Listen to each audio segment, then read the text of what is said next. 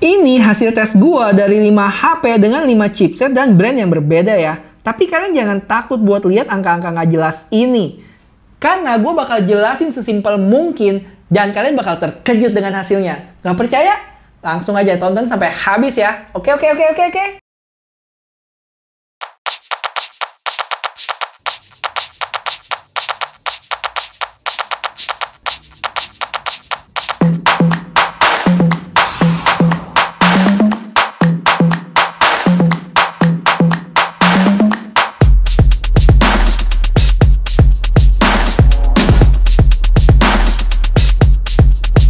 Yo guys, balik lagi sama gue Fendi, si cupu-cupu.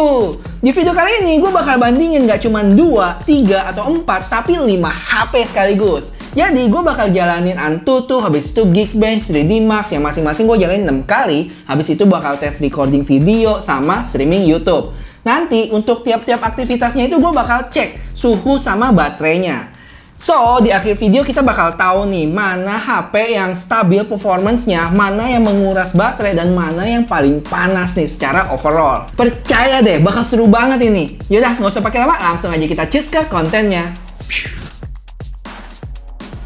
Dan untuk HP-HP yang berpartisipasi di video ini ada iPhone 12 Pro Max, Mate 40 Pro, Mi 11, Samsung S21 Ultra, sama si pendatang baru nih, Motorola Edge S dengan Snapdragon 870-nya. Jadi di sini kelima HP-nya itu gue charge sampai 100% ya, dan dengan Airplane Mode dan connect di WiFi yang sama juga. Oh ya, untuk brightness-nya gue set di sekitaran 75%. Setelah semua oke, gue masukin ke 5 HP ini ke dalam kulkas ya sekitar 5 menit. Jadi ya biar adem aja gitu sebelum bertempur. Sebelum tesnya dimulai, gue coba tes suhunya dulu dan rata-rata itu ada di kisaran 24-25 derajat. Oh ya, untuk refresh rate-nya itu gue samain ke 60 Hz dan resolusinya Full HD+. Habis itu nggak lupa pastiin semua background prosesnya juga kosong. Siap? Oke, let's go! Prit!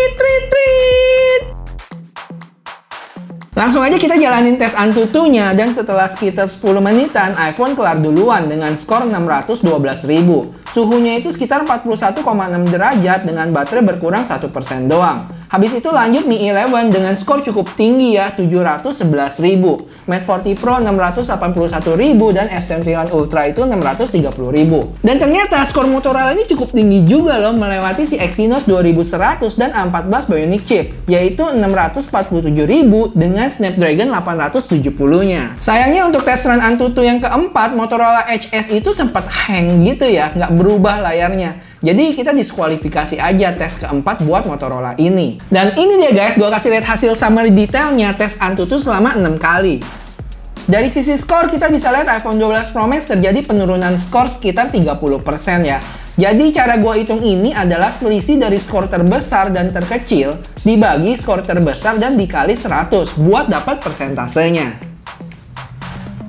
Untuk Huawei 15%, Mi 11 itu 14%, S21 Ultra 25%, dan Motorola 27%. Tapi entah kenapa ya, kalau gue lihat dari skornya si Motorola, setelah hang itu, skornya itu jadi turun drastis. Sedangkan rata-rata skornya itu dia yang ada di 600 ribuan. Kalau ternyata ini anomali dan skor 400 ribuannya itu bisa kita abaikan, si Motorola Edge S ini tuh termasuk yang paling stabil ya, dengan penurunan performance cuma 3% doang. Tapi selain itu ya Mi 11 juga lebih baik ya, dengan penurunan performance sekitar 14%. Dari sisi suhu, secara rata-rata tertinggi itu dipegang oleh Mi 11 dengan 48 derajat. Dan Motorola dapat rata-rata suhu terendah dengan 41,35 derajat. Suhu maksimum itu didapat oleh Mi 11 dengan 51,6 derajat saat tes Antutu yang ke-6. Dan pas gua rasain sih emang bener-bener udah panas banget nih, nggak nyaman. Dan dari sisi baterai, Mi 11 juga konsumsinya yang paling tinggi dengan berkurang 27%. Dan terendah dipegang oleh iPhone yang minus 16%. Habis berpanas-panas ria, langsung gua masukin lagi ke kulkas biar suhunya adem di antara mereka semua. Langsung gua tes Geekbench 6 kali berturut-turut untuk kelima HP ini. Dan supaya menghemat waktu kalian, langsung aja gua sajiin hasil detail resultnya. Untuk bagian skor di sana ada 2 angka, yaitu single core dan multi core. Terus untuk summary-nya itu gue ada kasih NA yang artinya not applicable. Maksudnya nggak gue masukin hasilnya di sana ya, dengan alasan skornya itu nggak turun signifikan atau dengan kata lain cukup stabil. Dan yang kita bisa lihat di sini untuk skor S21 Ultra cukup turun jauh. Single core-nya turun sampai 16% dan multi core-nya 23,6%. Sisanya cukup stabil dan beberapa turun di kisaran 3-4% aja. Sedangkan dari sisi suhu, gue lihat si iPhone ini yang paling tinggi ya di antara keempat HP lainnya. Tapi ini dibarengi dengan skor iPhone juga yang paling gede di sekitar 1590-an single core dan 4000-an multi core. Untuk baterai gue lihat cukup normal ya, berkurang di sekitar 6-8% aja buat tes Geekbench ini. Next, kita lanjut ke tes 3D Mark, tapi sebelumnya kayak biasa, gue masukin kelima HP ini ke kandang dulu ya, yaitu kulkas. Jadi selama sekitar 10 menitan. Sama kayak Geekbench, kalau kalian lihat NA itu artinya dari sisi skor nggak signifikan terjadi penurunan angkanya. Dan di sini secara overall skor, iPhone pertama di kisaran 9000-an, Huawei kedua di angka 6.000-an, Mi 11 ketiga 5.000-an, dan terakhir Motorola 4.900-an. Dari sisi penurunan angka, iPhone, Mi 11, dan Motorola HS-nya cukup stabil. Sedangkan Mate 40 Pro terjadi penurunan sekitar 7%-an dan S21 Ultra itu 5%-an. Untuk suhunya ada di angka normal di kisaran 35-36 derajat. Cuma buat Motorola HS-nya ini yang paling rendah ya, dengan rata-rata sekitar 32 derajat. Dan baterainya pun yang paling irit, cuman berkurang 4% aja. Sedangkan Mate 40 Pro yang paling boros dengan 7%. Dan sisanya berkurang sekitar 6%. Sekarang posisi baterai iPhone ada di 70%, Mate 40 Pro 64%, Mi 11 58%, S21 Ultra 66%, dan Motorola HS-nya 70%. Habis itu apa? Iya, saatnya masuk ke kulkas dulu dong, selama 10 menitan. Setelah kelar dengan tes benchmarknya, gue mau lakuin tes recording video untuk kelima HP ini. Suhunya juga udah cukup adem ya setelah masuk kulkas di kisaran 24-25 derajat. Semua HP gue setting di resolusi 4K 30 fps. Dan di sini gue baru sadar loh kalau di Mate 40 Pro itu dibatasin tiap 10 menit ya. Jadi tadinya gue berencana buat tes recording sekitar 30 menitan nih.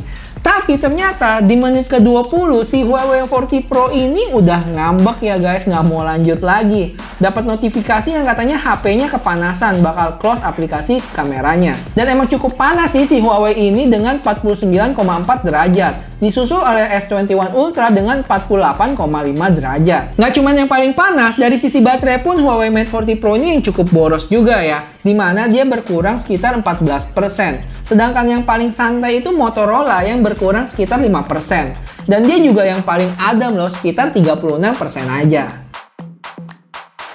Setelah kelar masuk kulkas dan suhunya udah lumayan adem, kita lanjut ke tes terakhir yaitu streaming YouTube. Sebagai catatan untuk Huawei Mate 40 Pro-nya itu gue pakai browser ya buat buka YouTube-nya, karena secara aplikasi YouTube-nya itu belum ada yang support. Dan video-video yang ditonton adalah playlist kaula muda YouTuber cupu. Dijamin bikin betah deh. Hasilnya dari sisi suhu aman sih, di sekitaran 32-33 derajat. Dengan Motorola HS yang paling dingin di sekitar 31 derajat. Sedangkan konsumsi baterainya itu masih dijuarai oleh Motorola yang cuma habisin 5% aja. Sedangkan pesaing-pesaingnya itu ada di kisaran 8-9%. Dan ini dia guys rekap aktivitasnya yang gue gabungin semua jadi satu. Dan kalian bisa pakai data ini buat hasilin informasi-informasi penting lainnya ya. Jadi nggak terbatas dari yang gue sampein aja. Kalian bisa komen di bawah buat kasih informasi tambahan yang kalian dapat dari data ini. Kalau bermanfaat, nanti gue pin sekalian. Secara keseluruhan, yang gue lihat dari hasil tes ini beberapa diantaranya nih. Yang pertama itu Snapdragon 88-nya itu secara suhu itu masih cukup panas ya. Terbukti kita bisa dapat sampai 51 derajat Celcius waktu tes Antutunya. Tapi dari sisi positifnya itu skornya ya cukup tinggi di kisaran 700 ribuan loh. Terus untuk Mate 40 Pro sempat aman-aman aja ya sampai kita tes benchmarknya. Tapi setelah tes recording video itu cukup panas dan memakan daya, bisa berkurang 14% sendiri dengan suhu yang cukup tinggi di 49,4 derajat. Untuk iPhone dan S21 Ultra ini so far nggak ada komen ya dari gua. Paling skor si Geekbench sama 3D Mark-nya itu di iPhone lebih tinggi ya di antara yang lainnya. Dan yang menarik di sini adalah si Snapdragon 870-nya ya. Walaupun secara angka itu nggak terlalu tinggi dibanding HP-HP lainnya, tapi kalau kalian lihat deh, dia cukup stabil loh, nggak ada angka yang drop signifikan gitu. Di samping itu, suhunya juga masih terkontrol ya, nggak ada yang overheat kayak gimana. Yang mengakibatkan karena Adem ini baterainya juga lebih awet. Dan kalian ingat ya, dia itu masih pabrikan 7 nanometer dibanding yang lainnya itu udah 5 nanometer. Wah, keren nih. Yaudah guys, segitu dulu video dari gua. Kalau emang dirasa bermanfaat, kalian bisa bantu gua buat like dan share video ini ya. Karena emang cukup menguras waktu banget ya buat bikin video perbandingan ini. Sampai ketemu di video selanjutnya. Bye-bye! Subscribe!